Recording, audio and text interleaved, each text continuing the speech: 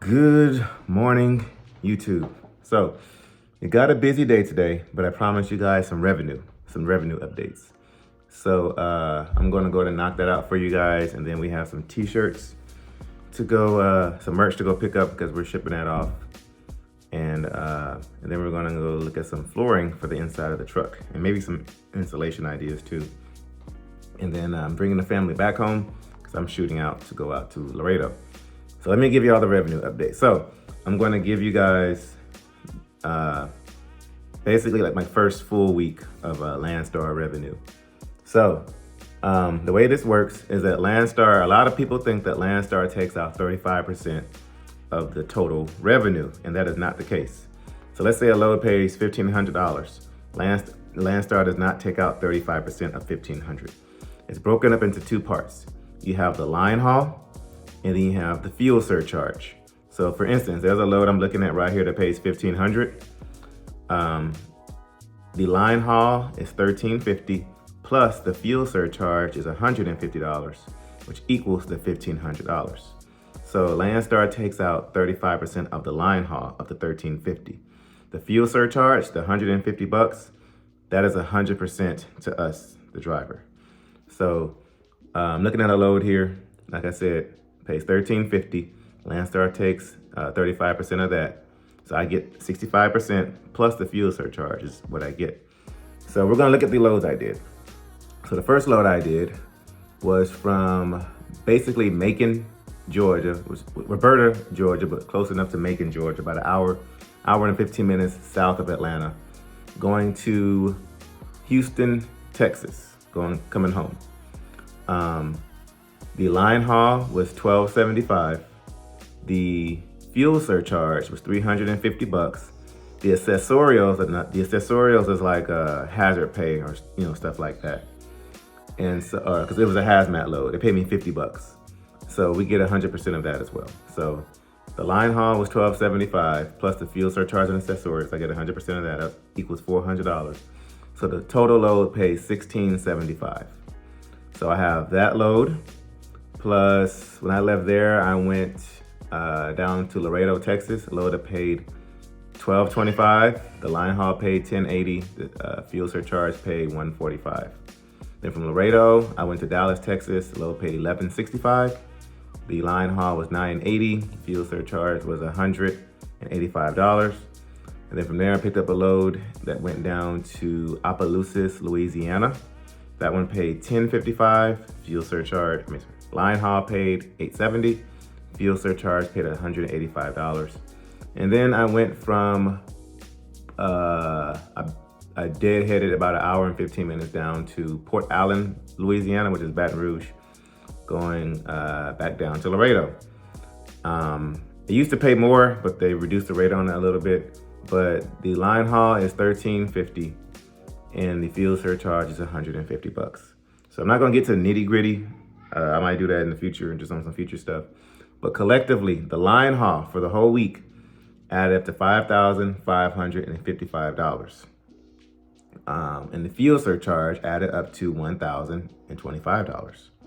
So collectively, 65%, which is what I keep of the line haul, of the $5,555 comes down to $3,610. And the fuel surcharge added up all together, like I said, added up to $1,025. So collectively, that added up to $4,635. Minus, I spent $1,450 in fuel. So the way it works with fuel is not based on how much you use, it's how much you advance yourself from the load. So let's say the load pays $1,500.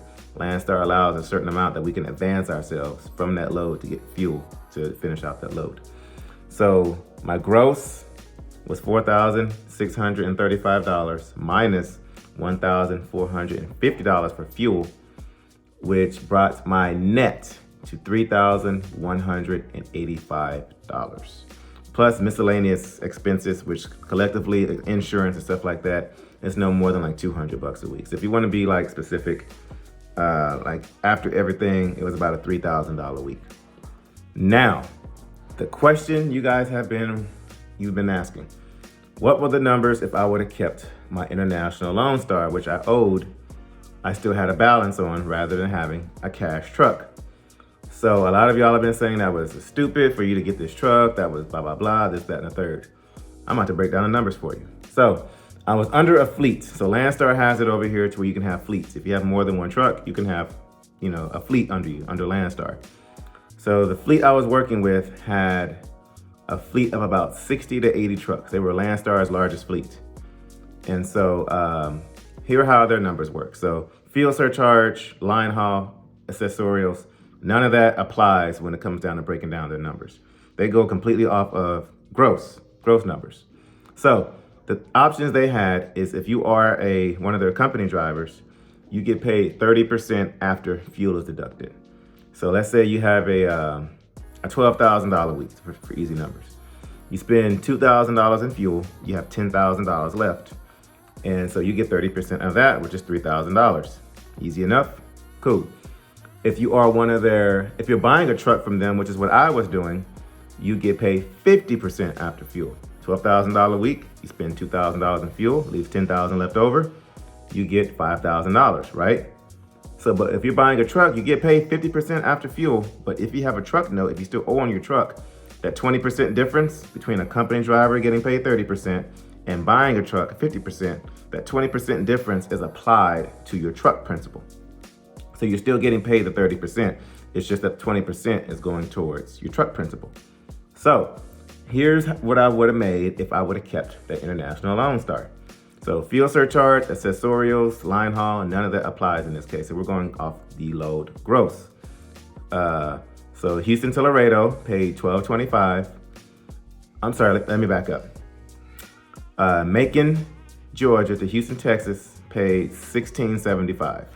Then from there, Houston to Laredo paid $12.25. Laredo up to Dallas paid $11.65. Dallas to Opelousas, Louisiana paid $10.55. Port Allen, Louisiana, Baton Rouge down to Laredo paid $1,500. All that collectively came up to $6,620. Minus, I paid $14.50 in fuel. Now, let's be honest, if I would have kept that other truck, I would have spent more in fuel because the fuel mileage on that truck was not the best. I probably would have spent closer to about $2,000 in fuel on that truck. $1,750 maybe. So I would have spent another $300 or so in fuel. But for easy numbers, we're gonna pretend like I spent the same amount in fuel.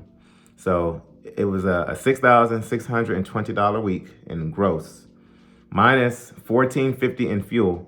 My net after fuel would have been $5,170, right? So at 30%, I would have brought home $1,550 instead of $3,185. I would have brought home half. That's $1,500, guys. If you want to be specific, it's about almost $1,600 difference. $1,635, $1,635 difference if I would have kept that International Lone Star. Actually, not even that, because they charge a trailer rental fee for using a trailer. So Landstar does not charge us. Well, I guess it's a part of the 35% they take out, but they do not charge on your settlement for a dry van. The fleet I was with, they charge you to use a Landstar dry van. It's a whole thing behind it. I'll explain it in another video. It's a whole reason why they do that.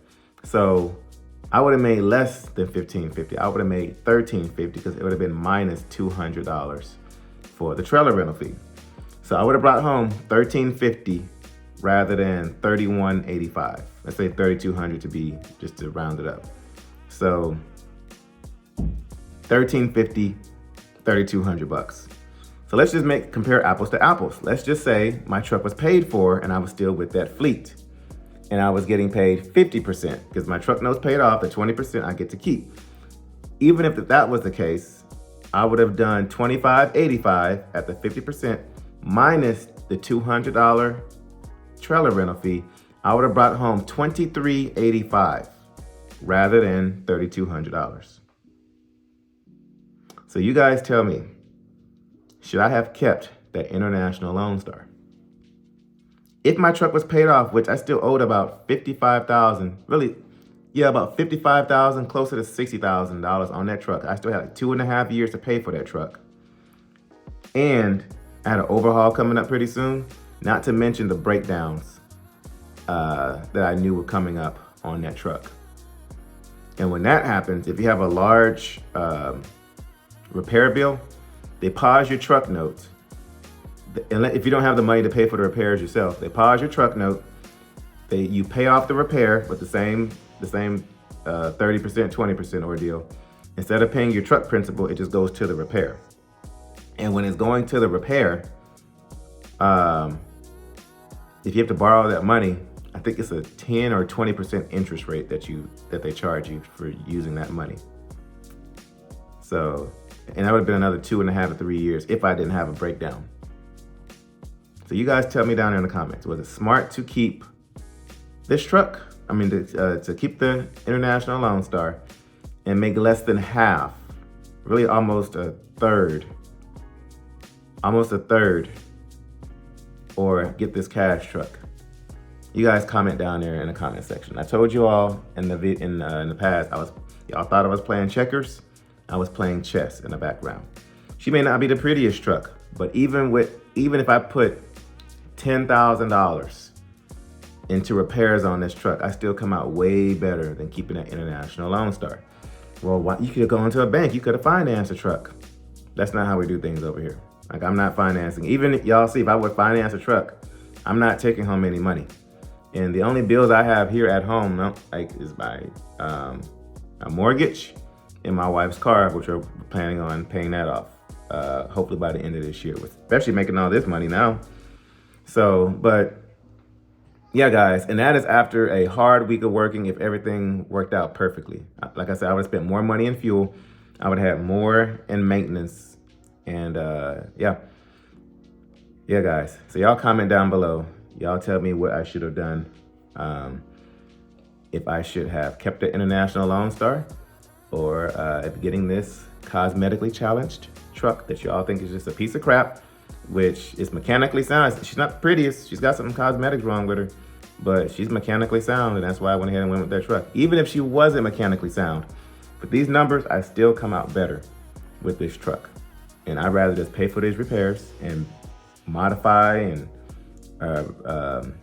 restore the truck the way I want it to look, rather than keeping that other truck. So you guys comment down below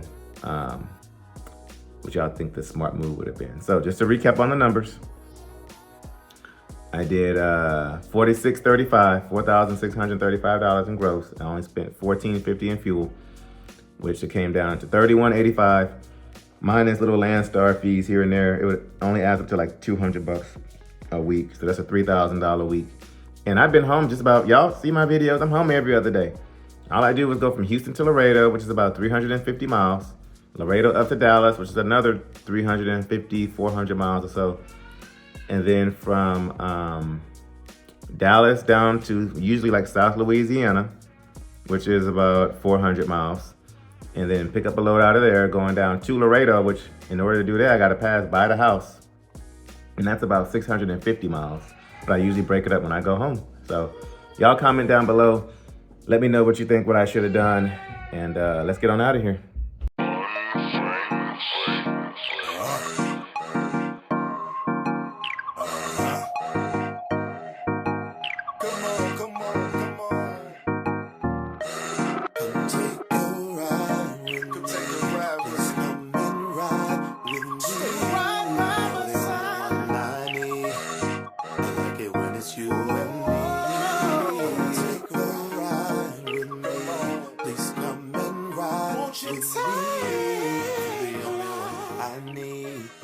I like it when it's you and me.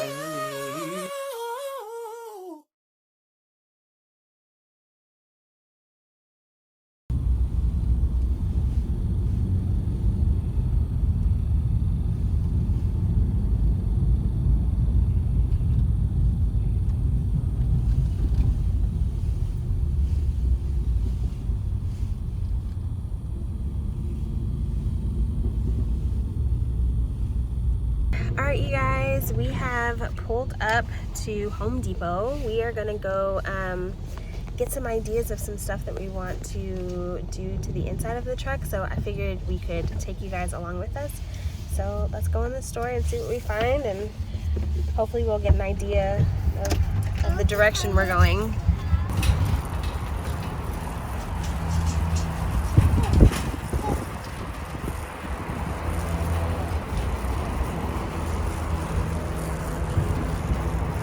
Alright, you guys, so Shimon made a really good point that each of the trucks that we end up like making over and all of that, each of them should probably have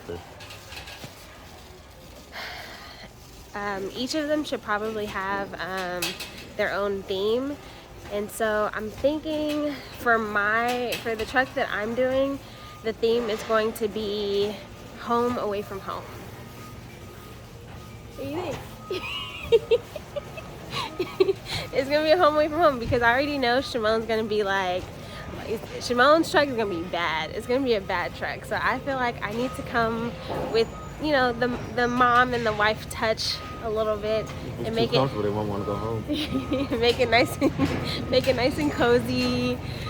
They will want to go home. It'll just be, you know, like it's like when you go to a hotel and, you know, it's comfy and all of that. They don't want to go home. They're gonna want to go home. You guys better go home. You better go home. But this is just, you know, if we put a driver in it. If we put a driver in it. That's right. If we put a driver in it. But that's the thing that I think I'm gonna go for is home away from home.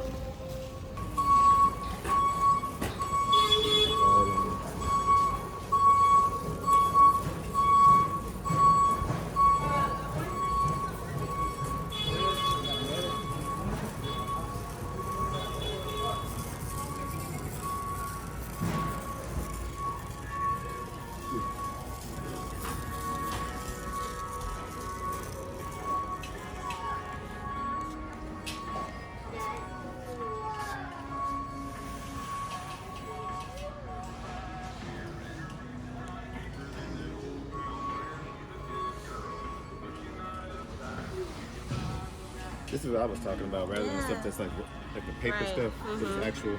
It's not wood, but it's what I was talking about. Can you pull this one? I'm trying to see what the different options are. It's not expensive either. No, it's not bad. And we would really only need a couple of these for that whole space. It's really just one, and you cut it down to size. Pull this one out, because these two are not the same. Will you pull this one out? Which one? These two are different, so will you pull this one out so I can It's see? just thicker. It's not the same design. Okay.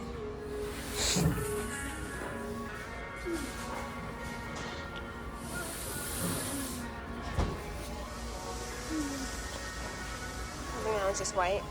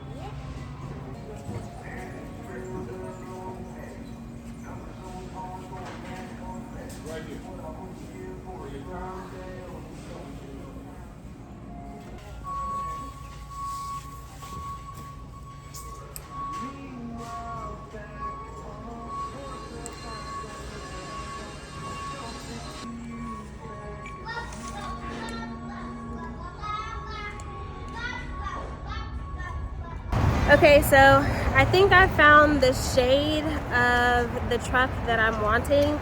Now we're just kind of looking for the flooring that we're wanting.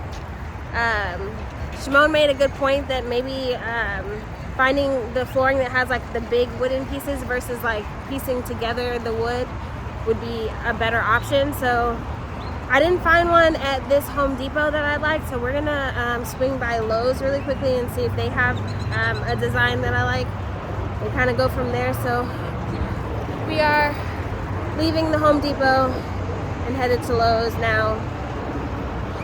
Stay tuned. So there is a very good visual of the two different sides of the household. We've got the speed walkers and our we just strolling through the park kind of walk. What's the matter, Honka? What you say? Daddy's too far away. Daddy's too far away. We gotta hurry up.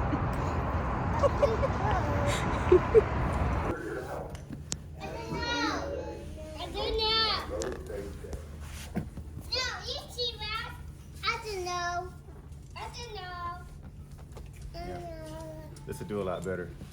Because if it's too thick and we put that other flooring on top of it, it's just gonna stick up too high. Right. This will keep it insulated really well. And how much is it? It's 38 bucks. Oh, what's the difference between the two? Oh, this is thinner, I guess. Oh, this is the dimensions.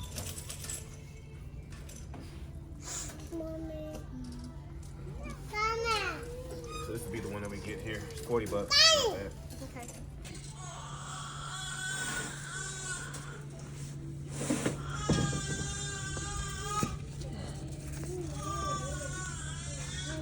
What do you think? Yeah. Did you like it or you? I mean, I guess. All right, you guys, we are all done at Lowe's. I think we found the bottom flooring that we want to put in the truck, but I wasn't too sold on the vinyl wood flooring that they had. So I'm gonna take a minute and kind of go through what our options were. Maybe even go online and look at other companies that have the vinyl flooring and see if there's anything that I like.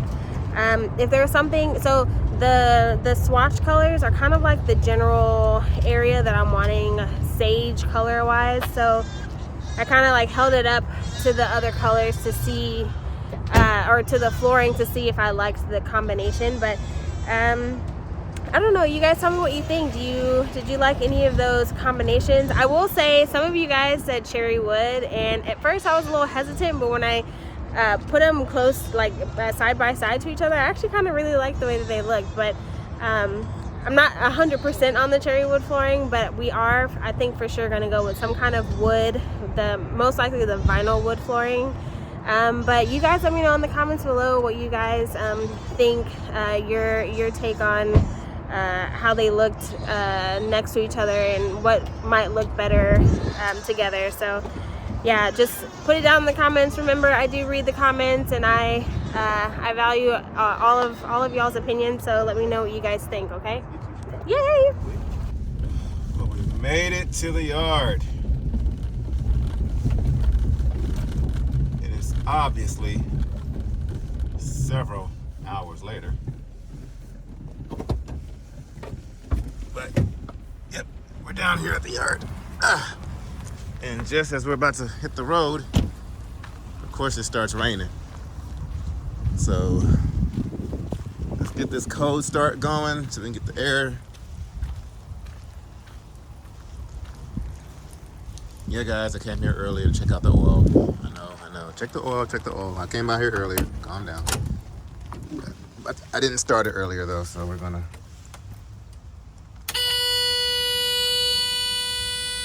plenty of battery.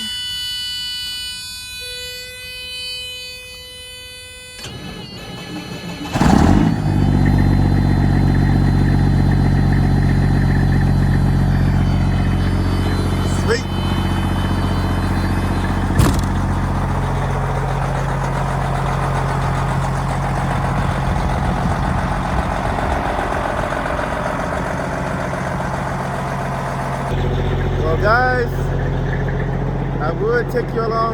our ride down to Laredo, but it's gonna be nighttime and y'all have seen that ride several times. So there's really nothing fun to see on that ride there. So I'm gonna go ahead and end the video here. So, but yeah, I just want to share that with you guys. But today is Sunday, by the way. I wanted to share that with you guys, the revenue and the difference of it, to show y'all that I'm not crazy. There's a reason we jumped into this truck. There's a reason we jumped into that truck. I mean, just look at my numbers. Look at my subscriptions that went out the roof. My views have doubled, if not tripled, ever since we got this truck. So for content purposes, that's one reason we got this truck. Whether you love it or you hate it, it still brings content, still brings views. And then like I keep preaching, you know, cash truck, you know, was the way to go, rather than spending all that money on that LoneStar. And that's just what I added up earlier. That was just loss of revenue. That was revenue I could have been making myself, but you know, I was giving it away to a third party, to a middleman. And so and there was a lot of other things going on in between, like behind the scenes, like a lot of those times, because they have their own agency as well. And so with them having their own agency, they have access to loads and other brokers, and they have those relationships. So they are the ones I did get the tour freight from. Well, some of it was on my own connections, and even when I was with the fleet, I wasn't really utilizing their contacts. I was building my own clientele with these agents and brokers. So if push come to shove, if I did come out here on my own, as y'all can see, we've just been doing Dallas, South Louisiana, Houston, and Laredo. Occasionally, there may be like Atlanta or something. The only reason I haven't gone to Memphis in a while is because of the weather. But those loads that we're doing like over and over again, those are my own contacts that I've built over the past 18 months or so with me being at Landstar. But I've been with Landstar for almost, like I said, 18 months. But I was under that fleet. Come the first of this year, that's when I've been with Landstar independently, and I cut out the middleman. And so, and I was giving them all that money. But when I came over to Landstar, I didn't have my own truck. And so they were my my resource to coming over to Landstar, because I didn't have the funds or the assets to be able to come to Landstar by myself. But after learning the system, and after you guys, you know, have been reaching out and helping me out, and then Miles reaching out to me with the opportunity, you know, with this truck, and then Robbie saying, hey, you know, we got stuff, you know, that we can go ahead and build this truck from scratch. Brad, shout out to you, and you know, for your knowledge on, you know, keeping me, you know, sane with that Cummins engine, you know. But we've not been able to do it without you guys. And so if it wasn't for Miles, I God knows what I'd be doing. I'd still probably be making $800 a week in that LoneStar, you know. And if it wasn't for so shout out to Miles for that, if he didn't reach out to me. And then shout out to Robbie, because if it wasn't for him, we'd have to be, you know, looking around for cosmetics on this truck.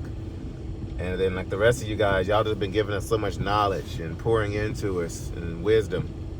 And we're taking all those things, all those advice, putting them all into one bucket, and we are going to build the mess out of this truck. And so, and that's just 1 week, guys, the revenue that we added up. So what was it, like $1,600 in missed revenue? That was in 1 week. Imagine 4 weeks. That is what, $6,000 a month? $6,400 a month. We'll round it up, $6,500. That's $6,500 a month that I could have been missing out on revenue. And in order to get my revenue up, you know, to make $2,000, $2,500 a week, I had to gross, you know, $9,000 to $10,000 a week, which that either means I have to run the mess out of that truck, which more breakdowns, more repairs, more maintenance, you know. But I'm able to make the same money, really more money, double, as y'all can see, double, and be at home, if not every other day, every couple of days, home every weekend. So that's what I was saying back in the, before I got this truck when we were doing a transition. Y'all think I'm playing checkers, but I'm playing chess. And so $6,400 a month, I could definitely put money into this truck. And so, and one thing we've done is that we have, y'all know that we've been paying off debt. We're in the process of doing that. And so we don't have many bills at home. And so between not having many expenses at home and, having multiple streams of income, those two things really go hand in hand with each other for us to progress. And so, I was able to sit at home for over a month, waiting on this to get situated, just off of other streams of income, So, but God bless us, with opportunities, and you guys for us to be able to do so. But yeah, so now we're in this truck. She needs some work, but with the money and missed revenue that I'm putting into the truck, not including repairs that I was going to put into the other truck, just trucking will tell you guys, in his Cummins, a turbo was $4,000, and this one $800, just as an example. And then the previous owner, Miles, he replaced a majority of the the parts under the hood, alternator. I've named all that stuff before in the past. Radiator, manifold, injector harness, a majority of the stuff, under the hood, he's already replaced. Everything basically except, an overhaul, which y'all know we're taking that to Tim Gentry to go do. So, but yeah, so a lot of the stuff under the hood has already been taken care of. The only thing really missing is an overhaul, and which I need to look up the VIN and do some research to see if it's ever had an overhaul done to it and who did it. And then just the cosmetics, which we went to the store earlier, as y'all saw, and to completely redo that interior with the flooring and what we want to do to it, a couple of $100 to do all that. And I got a buddy of mine who's a professional carpenter. He's got his own handyman business, contractor business, and so I'm going to have him help me out with some of the finer details, because if I get his profession to help me with this truck, it's going to be dang near perfect. I can get it to a certain point, but I want it to be almost perfect. And so I'm going to get him to help me do some carpentry for the truck. And then we are going to be putting a back window on that back wall of the sleeper. And so yeah, we got some major plans to do with this truck, especially, like I said, with all the money that we're now making. Sky's the limit, guys. Sky's the limit. And so even with the cosmetics, because we teamed up with Express Truck Parts and Chrome, we're not paying much for the repairs. So shout out to them. What else? I think that's it, guys. So I've got about a 5 to 6 hour drive down here to Laredo from the load that we picked up out there in Port Allen, Louisiana. And so we're gonna go drop that off. It's 45,000 pounds. I'm leaving out tonight. That way I can take I-10 out there and not have to worry about dealing with the scale houses tonight. I could leave out in the morning, but I'm just gonna shoot straight out there, no traffic, no DOT, no scales. That way I can just shoot out there, get out there probably about 2 a.m. or so tonight, 2 or 3, 10-hour break, park outside the facility. And then we have another transload with the agency that we just had one with, going back up to Dallas. And then we got another load going back down to South Louisiana. And then we have this same load again with the same agency going back down to Laredo. And so I'm able to do that same run and still make double of what I could have been making on that with that Lone Star. But I will say this really quick. The reason they charge, I know because y'all are going to bash me on this, the reason they charge $200 a week for that trailer rental fee is because when you use a Landstar trailer, it's 65%. When you use your own trailer, it's 72%. And they have their own trailers, but when you use their own trailers, their trailers, you can't do drop-in hooks because that's a private-owned trailer, so you can't do drop-in hooks. You can only drop a hook with a Landstar trailer. And so they're basically charging for that loss of revenue, that 7% of revenue, that loss of revenue. We eat that, which is why they charge the $200 a week. Now, before I came over here to land, had I known that, I probably would have had second thoughts about coming to the fleet. But I thought that I didn't know that Landstar does not charge for their dry vans. They charge for their open deck trailers, which the friends that I had over here at Landstar, they were open deckers when I first joined. So when they said $200 a week, I was thinking, oh, okay, yeah, $200 a week, not knowing that they didn't charge $200 a week for the dry van. It was only for open deck. And so that's why I didn't find that out until later after talking to Landstar drivers. And after talking to other Landstar drivers and learning from them, especially when we went on that Coachella tour with Bad Bunny. If y'all haven't seen those videos, I made a playlist on and go check out those videos. We went behind the scenes at Coachella with international recording artist Bad Bunny and like all the big time, you know, celebrities. We were backstage hanging out with them. But go check out those videos. Those are really fun. But yeah, so learning from other Landstar drivers, and they kind of, you know, broke it down and how there was a lot of some things that the fleet left out that I was not aware of. And so really ever since Coachella, guys, I've had it in the back of my mind that I wanted to dip. And then other like little things here and there that help out. Like for instance, with my fuel card, when you're under that fleet, you can only use that fuel card for fuel. You could like, but when you're with Landstar independently, you can use your fuel card and your settlement card. But when you're with the fleet, you don't have a settlement card. You only have your fuel card that you can only use for fuel. And like maybe like oil or some fuel additives or whatever. But when you're with Landstar independently, you can use your fuel card and you get your settlement card and use it as a debit card, which I did not know that until just talking to some, you know, other BCOs.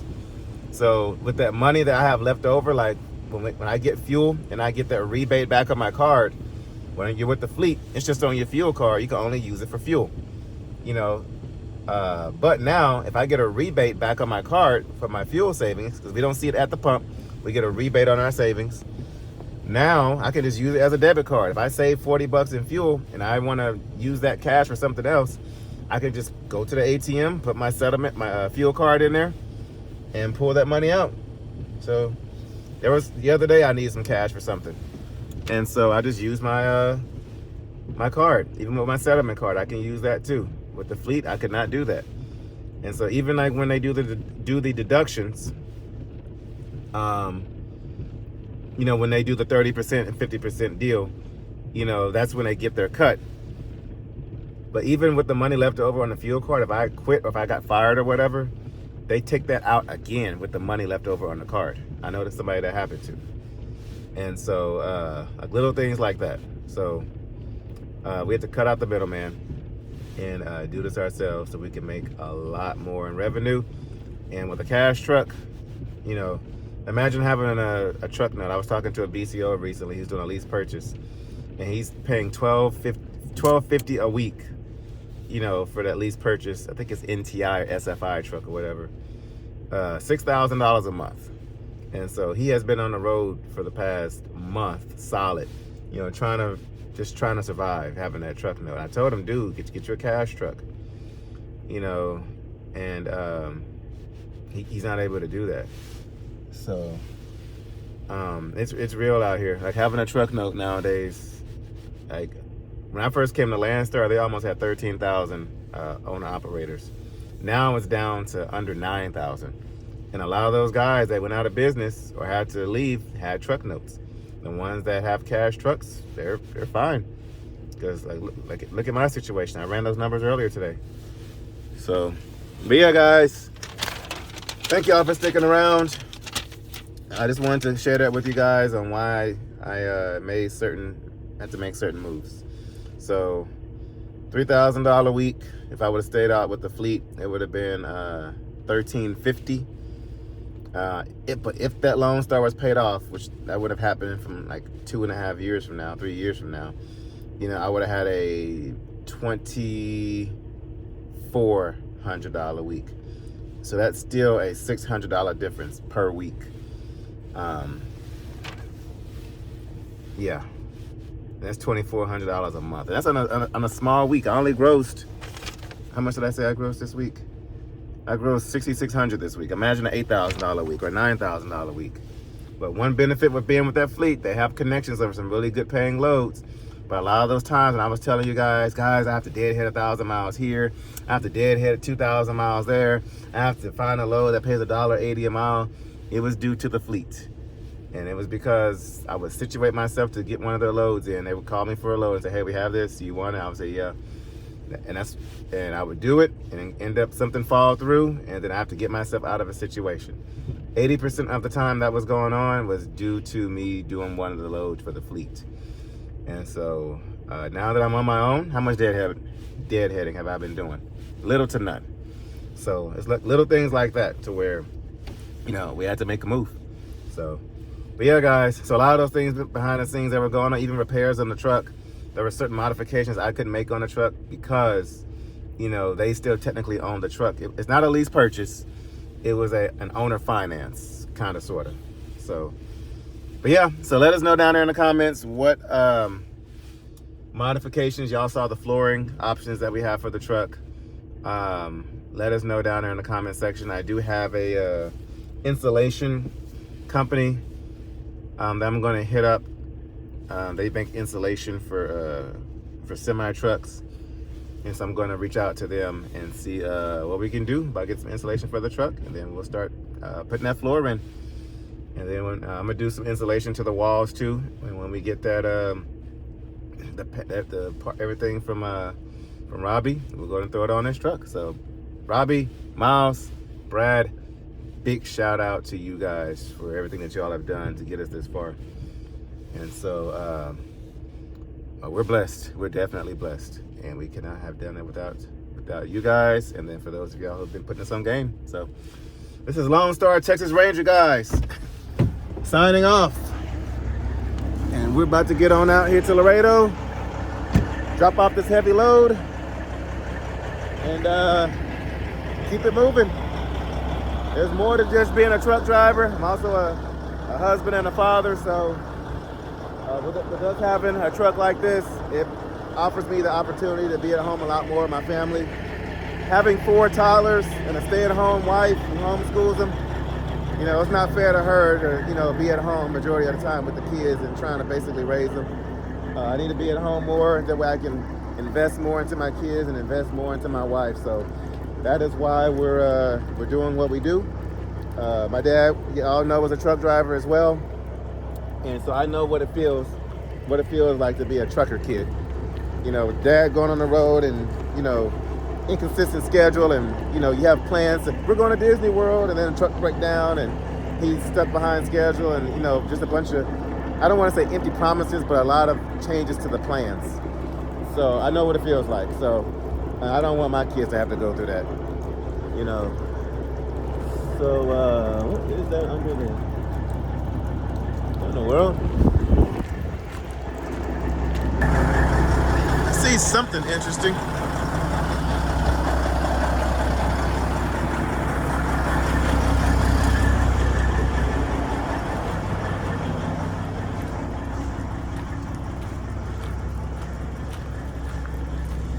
What the heck is this?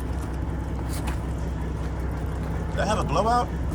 Ah, man, come on. Seriously, man. Dang.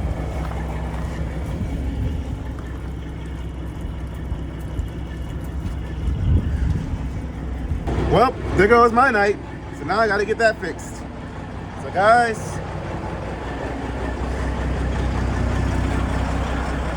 glad I saw that. This is LoneStarTexasRanger signing off. We'll catch you guys at noon Central Standard Time tomorrow.